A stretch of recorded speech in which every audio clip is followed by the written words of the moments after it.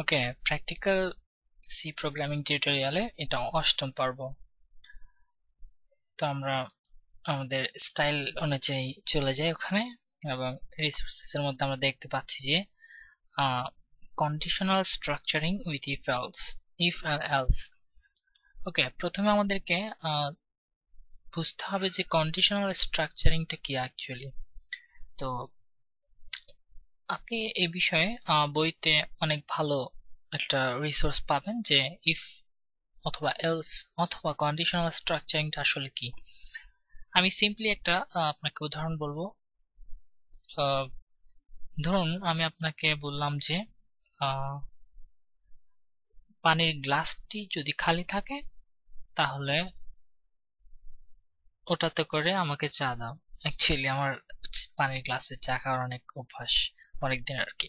তো যাই হোক, ধরুন একটা লাইন বললাম যে পানির গ্লাসটি যদি খালি থাকে ওই গ্লাসে করে আমাকে চা দাও। তো দাও না, অ্যাকচুয়ালি দিন আর কি। তো আপনি কি করবেন, আপনি প্রথমে গিয়ে চেক করবেন যে পানির গ্লাসটা খালি কিনা। তারপর আপনি যদি খালি থাকে তারপর আপনি আমার জন্য অর্থাৎ ওটাতে চা নিয়ে আসবেন। এটা হচ্ছে যে কি, যদি মানে একটা জিনিস যদি আর কি, ইফ মানে হচ্ছে যদি। তো এই লাইনটার মধ্যে আপনি যেটা পাবেন যে যদি একটা জিনিস হয় তাহলে আপনি আরেকটা জিনিস করুন, এরকম। তো ইফটা অ্যাকচুয়ালি ঠিক একই রকম, অর্থাৎ সি তে এরকম। আমি বললাম যে ধরুন একদম সিম্পল একটা ম্যাথমেটিক্যাল বলি, যদি 2 3-এর চেয়ে ছোট হয় তবে 2 এর সাথে 1 যোগ করো, এরকম আর কি। জাস্ট একটা সিম্পল হিসাব, যদি এটা হয় যদি এটা করো। আর ইফ এবং এলস যখন একসাথে ব্যবহার করা হয় অর্থাৎ ইফ এলস, তখন এরকম হয় যে আমি আমার লাইনটাকে এভাবে বলতে পারি যে যদি গ্লাসটি খালি থাকে তাহলে আমার জন্য চা দিন, এবং যদি খালি না থাকে তাহলে আমাকে কাপে চা দিন। তখন এলস এর মধ্যে আমরা অর্থাৎ যদি না থাকে, প্রথম কাজটা হচ্ছে যদির জন্য, এবং এলস কাজটা হচ্ছে যদি নার জন্য। তো বেসিক্যালি ইফ এলস হচ্ছে এরকম। আপনি যদি বিস্তারিত থিওরিটা ভালো করে পড়েন তাহলে আপনার একটা আইডিয়া থাকবে। এবং এখানে আমরা যেটা করব যে একটা প্র্যাকটিক্যাল ইমপ্লিমেন্ট করব এই জিনিসটাকে। তো প্রথমে আমরা প্রিডিকুইজিটিস যেটা বললাম যে আপনাকে বুঝতে হবে যে কন্ডিশনাল স্ট্রাকচারিং বা কন্ডিশনাল স্ট্রাকচার জিনিসটা কি, যেটা সিতে অর্থাৎ ব্রাঞ্চিং, আই গেস, হ্যাঁ ব্রাঞ্চিং বলা হয় এটাকে। আর do you know about the following structure, অর্থাৎ ইফ এর যে স্ট্রাকচার এতটুকু পর্যন্ত। Do you know about if else, অর্থাৎ ইফ এলস দুটোই একসাথে ব্যবহার করার জন্য অর্থাৎ ব্যবহার সম্পর্কে আপনি জানেন কিনা। তো ইফ এলস অ্যাকচুয়ালি কোনো বইয়ে শুধুমাত্র ইফ দিয়ে দেখানো হয়েছে, তারপর আবার আলাদা করে ইফ এলস দিয়ে দেখানো হয়েছে, আর কিছু কিছু বইয়ে দেখবেন যে ইফ এলস একই সাথে দেখানো হয়েছে। তো ব্যাপারটা সেম। আমরা প্রথম থেকেই যে যে অপারেশন, বেসিক অপারেশন গুলো হইতে পারে এটা দিয়ে আমরা সেটা দেখব। তো এটা আমরা অফ করে আমাদের কোয়েশ্চেনটা দেখি। Do any operation of conditioning in C using if and if else. ওকে, ঠিক আছে, আমাদেরকে বলেছে যে কোনো অপারেশন করতে। তো আমরা আমাদের প্রথমেই যেটা করে নেব সেটা হচ্ছে আমাদের কোড ব্লকস চালু করি আমরা। ওকে, আমাদের কোড ব্লকস চালু করলাম এবং আমরা কন্ট্রোল এন দিয়ে একটা নতুন, সরি না, আমরা এখানে ফাইল দিয়ে, হ্যাঁ কন্ট্রোল শিফট এন দিয়ে একটা এমটি ফাইল করে নেব। এরপর সেভ করব আমরা এটাকে রিসোর্সেস ফোল্ডারে 8 নম্বরে, এবং এখানে দেখলাম যে প্রোগ্রাম, যে কোনো একটা নাম দিয়ে সেভ আমার কি, যাই হোক। ওকে, আমরা প্রোগ্রাম সি রেডি করলাম এবং আমরা এখানে ইনক্লুড stdio.h আমাদের, এবং মেইন ফাংশন নিলাম আমরা। এখানে আমরা প্রথমে ইন্টিজার নেই এবং 3টা ভেরিয়েবল নিই, এ বি সি নিলাম। এরপর আমরা স্ক্যানফ এর প্র্যাকটিসটা করি, এন্টার।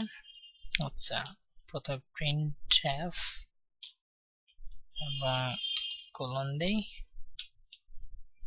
এবং enter the value of A colon দিলাম এবং scanf, অর্থাৎ আমরা একটা ইনপুট নিচ্ছি। ইনপুটটা যেহেতু ইন্টিজারে ডিক্লেয়ার করা ভেরিয়েবল, সো আমরা %d ডেসিমাল দিলাম এবং এখানে $a দিলাম। এরপর নিচের লাইনে আমরা আরেকটা printf দেই, যেখানে আমরা সেম লাইনটাই দেব, শুধুমাত্র এর জায়গায় b দিয়ে দিব।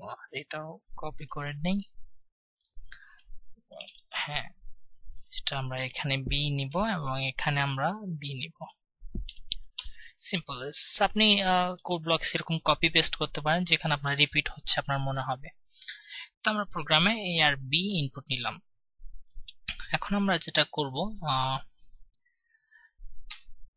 ইফ এলসটা আমরা লিখব। প্রথমে ইফটা করি আমরা। তো ইফ স্ট্রাকচার লেখার জন্য প্রথমে আপনি ইফ লিখে ফেলবেন এবং ফার্স্ট ব্র্যাকেট দিয়ে দিবেন, এবং আমি যেটা দেখালাম যে এরকম একটা স্ট্রাকচার রেডি করে ফেলবেন। এই যে এই ব্র্যাকেট অর্থাৎ ফার্স্ট এবং সেকেন্ড প্যারেনথেসিস বলে যেটাকে, এই প্যারেনথেসিসের মধ্যে আমাদের কন্ডিশনটা লিখতে হবে। এখন আপনি a আর b ইনপুট যেহেতু নিচ্ছেন, আমি এটা করতে পারি যে if a greater than b, অর্থাৎ এই এতটুকুর মানে হবে যে যদি a b এর চেয়ে বড় হয় তাহলে এখানে হবে যে কি, a যদি বড় হয় তাহলে c ইকুয়াল a। এর মানে হচ্ছে যদি a b এর চাইতে বড় হয়, অর্থাৎ আমরা যেটা ইনপুট নিব সেটা a ইনপুট নিব, আমরা আলাদা করে b ইনপুট নিব এবং দুটোর মধ্যে এই স্ট্রাকচারটা কম্পেয়ার করবে যে যদি a b এর চাইতে বড় হয় তাহলে a এর ভ্যালুটা, অর্থাৎ এখানে যে আপনি দেখতেছেন যে আমরা একটা ডাইনামিক অ্যাসাইন করতেছি, অর্থাৎ প্রত্যেকবার আমরা যখন একটা অ্যাসাইন করেছি, অর্থাৎ এখানে যে ভ্যালু ভেরিয়েবলের ভ্যালু সরাসরি যখন অ্যাসাইন করতে হচ্ছে আমাদেরকে, আমরা ইকুয়াল দিয়ে ভ্যালুটা লিখে দিয়েছি। তো আমরা যখন একটা ভ্যারিয়েবল মধ্যে আরেকটা ভ্যারিয়েবল স্টোর করব, তাহলে আমাদের এই ভ্যারিয়েবলটার মধ্যে এই ভ্যারিয়েবলের যে মান থাকবে, আমরা যেটা ইনপুট নিব সেটা দেখা যাবে। তো সেটা আমরা এখানে দেখাতে পারি if a greater than b then c equal a। তারপর আমরা এখানে লিখতে পারি যে printf, টেস্ট করার জন্য আমরা সিটা প্রিন্ট করতে পারি, printf কোলন দিয়ে %, যেহেতু ইনপুট ইন্টিজারে নিয়েছি আমরা সেহেতু এখানে নিব আমরা c, আমরা সিটা প্রিন্ট করব। এখন আমরা আমাদের প্রোগ্রামটা যদি রান করাই, দেখতে পাচ্ছেন যে enter the value of a, তখন আমরা দিলাম যে ধরেন a এর ভ্যালু দিলাম যে 5 এবং b এর ভ্যালু দিলাম 2। তাহলে দেখতে পাচ্ছেন যে আমরা সঙ্গত কারণে টেস্ট করার জন্য a এর ভ্যালু b এর ভ্যালু যেতে পড়ে যাবে। এন্টার যখন দিব আমরা, আপনি দেখতে পাচ্ছেন যে 5 প্রিন্ট হচ্ছে। যেটা আমি আগে বলেছি, আমরা যখন একটা ভ্যারিয়েবলের সাথে ভ্যালু অ্যাসাইন করি, আমরা যেটা দেখিয়েছি প্রথম দিকের লেসনগুলোতে যে কিভাবে একটা ভ্যারিয়েবলের মধ্যে আমরা ইকুয়াল চিহ্ন দিয়ে একটা ভ্যালু অ্যাসাইন করতে পারি।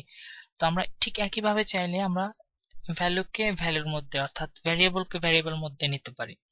অর্থাৎ আমরা c ইকুয়াল a লিখলে a এর মধ্যে যে ভ্যালুটা, এখানে যে আমরা a এর মধ্যে 5 নিয়েছিলাম, সেই 5 ভ্যালুটা c এর মধ্যে চলে আসবে। এখন প্রোগ্রামে এই অংশে c এর মান হচ্ছে অর্থাৎ 5। তো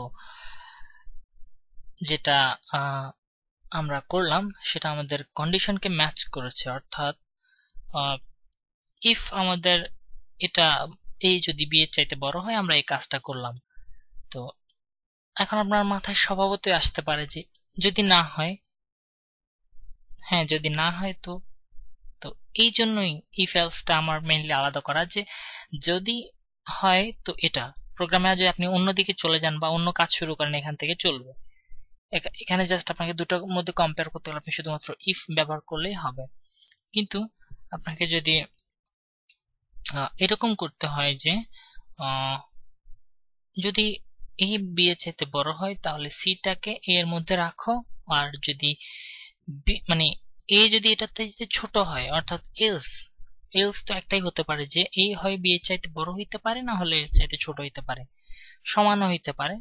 তো সেটা নিয়ে আমরা নেক্সট লেসনে দেখব যে কিভাবে আমরা নেস্টেড করতে পারি ইফ এলস কে। তো সেটা পরের হিসাব। আমরা জাস্ট একটা সিম্পল হিসাব যে এ যদি বি এর চাইতে বড় হয় তাহলে আমরা সি এর মধ্যে এ এর ভ্যালু রেখেছি এবং এ কে প্রিন্ট করেছি। আর যদি না হয় সেক্ষেত্রে আমরা এলস ইউজ করব। এখানে এলস লিখব এবং এখানে আমরা আরেকটা নিব, ফার্স্ট দুটা সেকেন্ড ব্র্যাকেট ডিক্লেয়ার করে এখানে আমরা এটা জাস্ট কপি করে ফেলি সহজের জন্য আমাদের। এটা আমরা সি এর মধ্যে বিটা রাখবো, আমি কপি পেস্ট করলাম আমার কোড দ্রুত করার জন্য।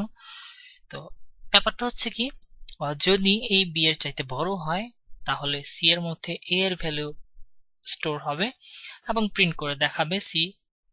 আর যদি সি অর্থাৎ এ যদি বি এর চাইতে ছোট হয় তাহলে সি এর মধ্যে যে ভ্যালুটা থাকবে সেটা হচ্ছে ভি এর ভ্যালু, এবং আমরা এখানে ভি এর না অ্যাকচুয়ালি এখানে আমরা সি এর ভ্যালুটা প্রিন্ট করব।